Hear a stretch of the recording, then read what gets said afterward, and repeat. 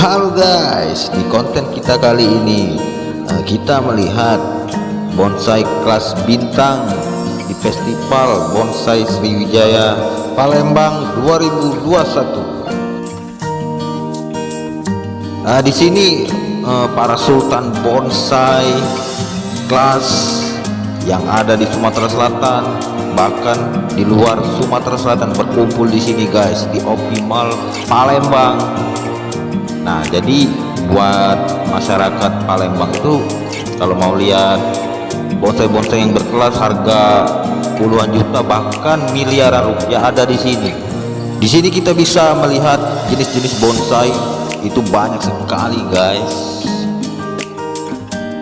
Banyak bentuknya, banyak namanya juga, dan bisa membuat pikiran kita itu menjadi gimana ya, kita yang biasa suntuk atau gimana kalau lihat bonsai ini kayak terhibur atau gimana.